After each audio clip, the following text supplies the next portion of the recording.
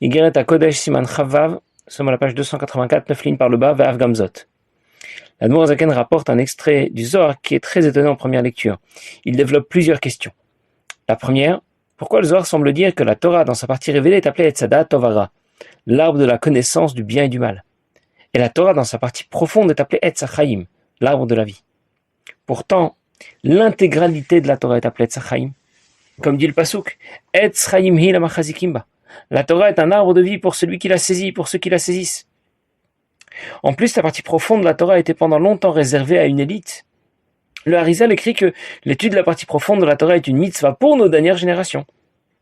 C'est non seulement autorisé, mais c'est une mitzvah que de révéler cette sagesse profonde. Celle que l'on développe dans le Sefer HaZohar. Les premières générations possédaient des neshamot d'un niveau supérieur, un cœur plus pur. Ce qu'apporte le Zohar ne leur était pas absolument nécessaire. À l'époque du Harizal déjà, et à notre époque encore plus, nos neshamot sont d'un niveau inférieur, nos cœurs sont moins purs, et c'est alors une mitzvah de révéler, d'étudier la partie profonde de la Torah. Notre système s'encrasse, il est moins réceptif, moins sensible à la Kedusha, à Torah et mitzvot, à l'amour et à la crainte de Dieu. On a donc besoin davantage de ce que peut nous apporter l'étude de la partie profonde de la Torah. Le Zohar, comme on peut le comprendre, avec l'éclairage de la Chassidoute. Mais au départ, le Zohar ne devait concerner que Rabbi Shimon Bar Yochai et ses amis. Le Zohar n'a pas été conçu dès le départ pour être révélé à tout le monde. Alors comment peut-on l'appeler Etz HaChaim, l'arbre de vie? La partie révélée de la Torah était alors le domaine le plus étudié. Et c'est cette partie révélée de la Torah que l'on devrait appeler Etz HaChaim. La partie profonde de la Torah ne peut pas être appelée seule Etz HaChaim, l'arbre de vie, parce que ce domaine de la Torah n'a pas été révélé pendant de nombreuses générations, pendant de nombreux siècles. Voilà pour la première question. Et nous allons maintenant aborder la deuxième question. Ve'av Gamzot Plia Nisgava. Il y a encore quelque chose de très étonnant.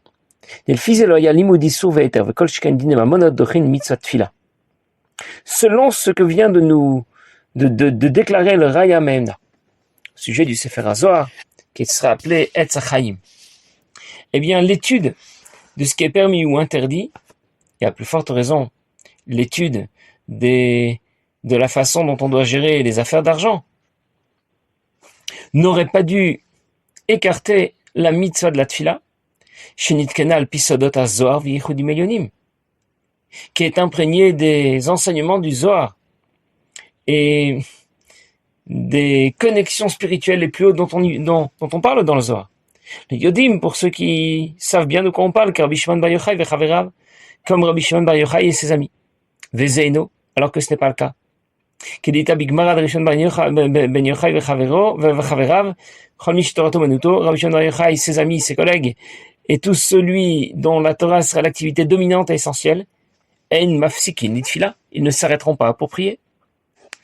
Je vais reprendre ce que vient de nous dire l'Admour Zaken. Si on donne la priorité au Zohar, qui est appelé Etz HaChaim, l'arbre de vie, par rapport à la partie révélée de la Torah, qui est appelée Etz Hadat Tovara, l'arbre de la connaissance du bien et du mal, ça veut dire qu'on donne la priorité à la dimension profonde de la Torah. Dans ce cas, l'étude de la partie révélée de la Torah, la Gemara, la Halacha, le Tanakh, ne devrait pas l'emporter, ne devrait pas être prioritaire par rapport à la Tfila. La Tfila n'est pas une liste de requêtes que l'on adresse, que l'on présente à Akadosh Baruch Hu. C'est un moment privilégié pendant lequel on peut parler à Akadosh Baruch Hu, s'adresser à lui. Si ce n'était qu'une présentation de la liste de nos requêtes, on n'aurait pas besoin de Sidour.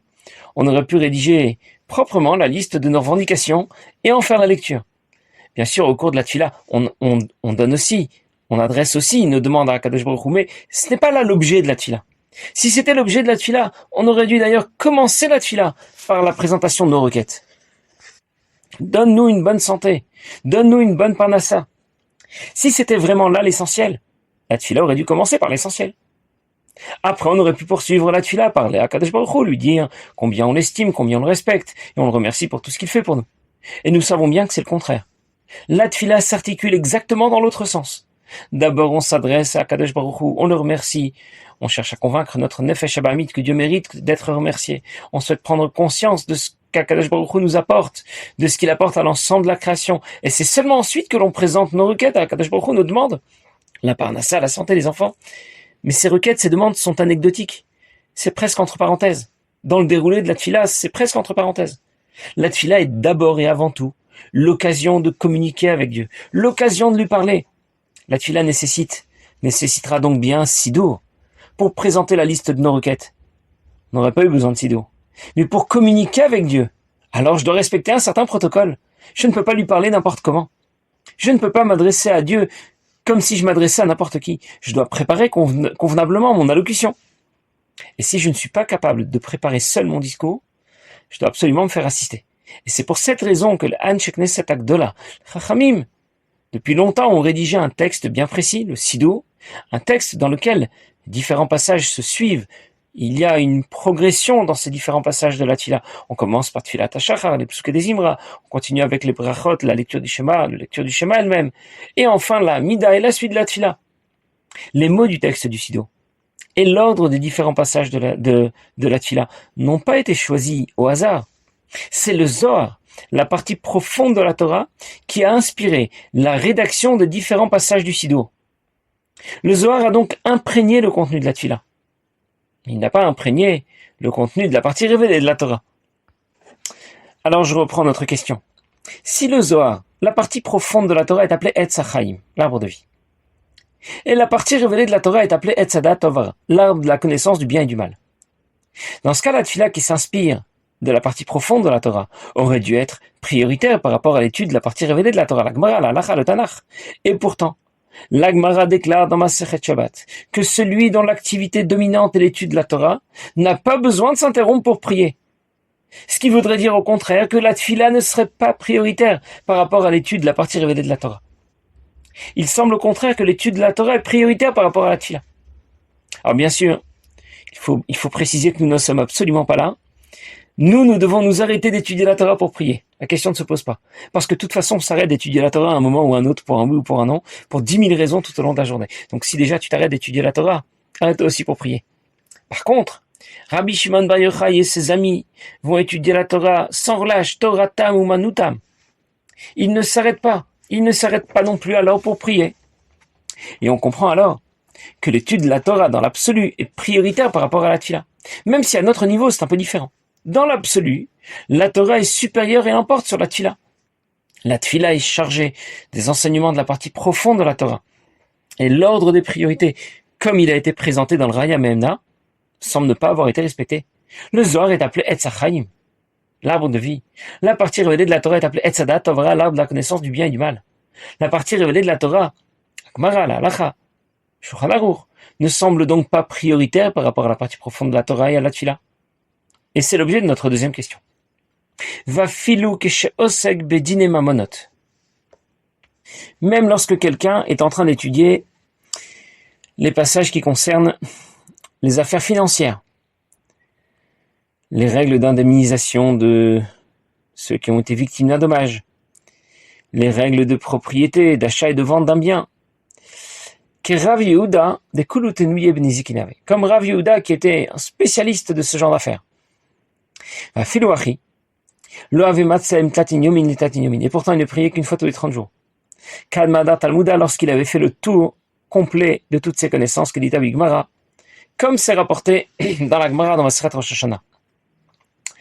Celui dont l'activité dominante est essentielle et l'étude de la Torah ne s'arrêtera pas pour prier. On aurait pu penser que cette règle s'applique s'il étudie des passages qui traitent au moins Seder Tahara, des règles de pureté ou d'impureté, Seder Kodashim, le Seder qui nous parle des Korbanot. Et pourtant, même lorsqu'il s'agit de quelqu'un qui étudie dans la Torah des sujets plus terre à terre, plus concrets, qui concernent des affaires d'argent, les lois de l'achat, de la vente, les lois qui concernent le remboursement des dégâts qu'un homme ou qu'un animal aurait pu provoquer, eh bien l'étude de la Torah sera aussi prioritaire dans l'absolu par rapport à la Tfila.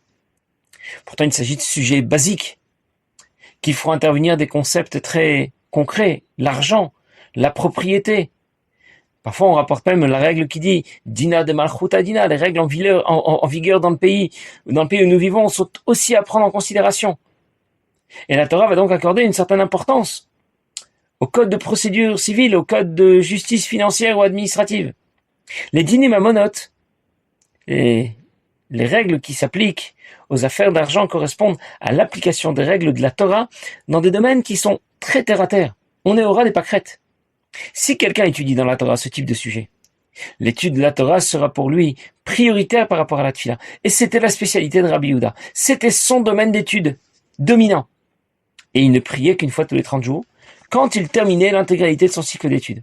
Dans Raya Memna, on avait plutôt compris le contraire. Le Zohar est appelé Chaim, l'arbre de vie. La partie révélée de la Torah est appelée Sadat Tovara, l'arbre de la connaissance du bien et du mal. Le Zohar sera donc supérieur à la partie révélée de la Torah. Et la tefila qui est inspirée et régie par la partie profonde de la Torah devrait donc être prioritaire. Elle devrait l'emporter sur l'étude de la partie révélée de la Torah. Et là, nous voyons le contraire. Ce que déclare le Raya Memna contredit l'ordre des priorités que nous connaissons apparemment de ce qui est écrit dans Masechet Rosh Hashanah. Ou Birushalmi Perekama Divrachot, dans Talmud Yerushalmi. Premier Perek Masechet Brachot Sfir Ale le Rabbi Shimon Bar Yochai. Rabbi Shimon Bar Yochai pense la filou l'Ikrat Shema il mafsikin. Même pour l'Ikrat Shema, on ne s'interrompt pas quand on est en train d'étudier. Ke'im mimikra. On ne va s'interrompre que lorsqu'on est en train de lire des psukim, velo mi mishnah, mais pas si on est en train d'apprendre des mishnayot. Parce que les mishnayot, ta'dif et mimikra le Rishon Bar Yochai, elles ont un avantage, une supériorité par rapport aux psukim pour Rabbi Shimon Bar Yochai. Velo chilek ben seder zraim umoed kadashim tarot et nzikin. Il n'a pas fait de différence entre les différences d'arim, les différents ordres de la Mishnah, Zraim, qui traite des sujets concernant l'agriculture, Moed les fêtes, Kodashim, qui traite des korbanot, Harot, qui traite des règles de pureté et d'impureté, et Nezikin, qui traite des dégâts, des règles de justice financière. Je reprends ce que l'Admor Zaken vient de nous dire. Il nous a parlé de la lecture de Kriyat Shema, la lecture du schéma plutôt. La lecture du schéma n'est pas seulement une partie de la tefila. C'est une mitzvah positive de la Torah. Si l'heure de lire le schéma est arrivée, et quelqu'un est en train de lire des psukim de la Torah, Rabbi Shimon Bar Yochai enseigne qu'il doit s'arrêter pour lire Kriyat Shema, pour lire le schéma. Si par contre il est en train d'étudier des Mishnayot, Rabbi Shimon Bar Yochai enseigne qu'il ne doit pas s'arrêter pour lire le schéma. Encore une fois, nous ne sommes pas concernés par cet enseignement. Dans tous les cas, nous devons nous arrêter d'étudier pour la tefila ou pour lire Shema Israël, parce qu'on s'arrête de toute façon d'étudier pour bien d'autres raisons. Mais l'enseignement de Rabbi Shimon Bar Yochai va surtout nous intéresser pour connaître l'ordre des priorités dans l'absolu. Et le comparer à ce que nous avons appris dans Raya Memna qu'a cité l'Admor Zaken au début du Siman. Celui dont la Torah est l'activité essentielle et dominante s'arrêtera de lire des psukim, mais ne s'arrêtera pas d'étudier des Mishnayot pour lire Shema Yisrael lorsqu'arrive l'heure de lire Shema Yisrael. La Mishnah serait donc supérieure aux psukim de la Torah. On aurait pu penser que la supériorité de la Torah par rapport à la Tefila ne concerne que Torah Shebirtav, la Torah dans sa dimension écrite, pas Torah Sheba'al Peh, pas la Torah dans sa dimension orale. Et l'Admor Zaken rapporte cet enseignement de Rabbi Shimon Bar Yochai de Masechet Brachot, Talmud Yerushalmi, qui précise que la supériorité de la Torah par rapport à la Tefila concerne bien aussi Torah Sheba'al Peh. Celui dont l'activité dominante est l'étude de la Torah ne va pas s'interrompre pour prier, et il ne va pas s'interrompre non plus pour lire le Shema Yisrael. Alors qu'il s'agit d'une mitzvah positive de la Torah, ce qui souligne encore plus la supériorité de la Torah, dans sa partie révélée, par rapport à la tefila, qui est imprégnée de la partie profonde de la Torah. Pourtant, le Zohar qui inspire la tefila est appelé Tzachaim. Le Zohar est appelé l'arbre de vie, alors que la partie révélée de la Torah est appelée Sadat Tovara. C'est appelé l'arbre de la connaissance du bien et du mal. Alors, nous verrons que l'enseignement de Rabbi Shimon Bar Yochai ne fait pas l'unanimité. Certains contestent cet enseignement. Nous verrons aussi que Rabbi Shimon Bar Yochai lui-même semble ailleurs dire le contraire. On en reparlera une prochaine fois, mais en tout cas, ce qu'on retient de cet enseignement du Talmud Yerushalmi, c'est que l'étude de la Torah est supérieure à la tefila. Et cela contredit ce qu'on comprend du passage de Raya Memna qui nous a intéressés au début du Siman. Rabbi Shimon Bar Yochai n'a en tout cas pas fait de différence entre les différences d'arim de Mishnayot. Zraim, dans lequel on parle d'agriculture, des règles qui s'appliquent à l'agriculture. Moed, dans lequel on parle des fêtes. Taharot, qui parle des règles de pureté ou d'impureté. Kodashim, qui parle des règles qui s'appliquent aux korbanot. Même s'il s'agit du Seder Nezikin, dans lequel on traite des sujets en rapport avec la finance, l'achat et la vente, l'indemnisation des dommages. On n'arrêtera pas d'étudier la Torah pour prier. Alors vous avez sans doute remarqué que l'Admor Zaken cite tous les Sdarim de Mishnayot, sauf Seder Nashim. Il ne cite pas le Seder Nashim. Et le Rabbi explique, le Rabbi apporte un enseignement de son père, Rabbi Levi Yitzhak, et il explique. Pour le Seder Nashim, dans lequel on parle des lois relatives au mariage et au divorce, Il n'y avait pas vraiment de chidouche. Il n'y avait rien de nouveau à nous dire de ne pas s'arrêter d'étudier pour prier. On l'aurait deviné de toute manière. Parce qu'il s'agit de l'étude du Seder Nashim. Dans ce Seder de Mishnayot, il y a une maseret qui s'appelle Maseret Sota. Et dans cette maseret, on parle d'une femme qui est suspectée par son mari de ne pas avoir été fidèle. On explique qu'il faudra l'emmener au Beth Amikdash. Là-bas, on va y écrire la paracha de la Torah qui est en rapport avec cette mitzvah. On va l'écrire sur un parchemin, on va l'effacer dans de l'eau, et on va lui faire boire cette eau. De cette manière, on pourra vérifier si elle était fidèle ou pas. Si elle n'a pas été fidèle, elle mourra. Si elle a été fidèle, elle s'épanouira, elle aura des enfants, de beaux enfants. Et au cours de ce processus, on a effacé le nom de Dieu qui figure dans cette paracha. Et en général, effacer le nom de Dieu, c'est une interdiction majeure. Si un sophère fait une erreur dans l'écriture d'un Sefer Torah, il peut effacer et corriger un mot, mais il ne peut pas effacer et corriger le nom de Dieu. S'il s'est trompé, qu'il l'a quand même effacé. À l'endroit du parchemin où c'était écrit, on ne peut rien écrire d'autre sur le parchemin, à cet endroit où se trouvait écrit le nom de Dieu. Au point que la Kedusha du Shem Hashem, du nom de Dieu, a imprégné le parchemin à cet endroit, même si le nom de Dieu a été effacé par erreur. Et pourtant, pour une femme sota, on va écrire la paracha concernée, la paracha comme elle se trouve dans la Torah, et on va l'effacer avec le nom de Dieu. On l'effacera dans de l'eau pour le faire boire à cette femme. Pourquoi? Parce que Dieu s'efface. Le nom de Dieu s'efface pour permettre à un homme et à son épouse de retrouver la paix pour le Shalom Bayit. Alors c'était donc évident que celui qui étudie Seder Nashim ne va pas s'interrompre pour prier. C'est pour cette raison que l'Admor HaZaken ne l'a pas cité. Bien. L'Admor HaZaken va poursuivre le développement de cette série de questions au sujet de ce passage du Zohar qui nous semblait très étonnant. Ensuite, et seulement ensuite, il répondra à toutes ces questions en reprenant l'étude de ce passage du Zohar, mais cette fois avec l'éclairage de la Chassidoute. Mais nous verrons ça les prochaines fois. Bezrat Hashem, passez une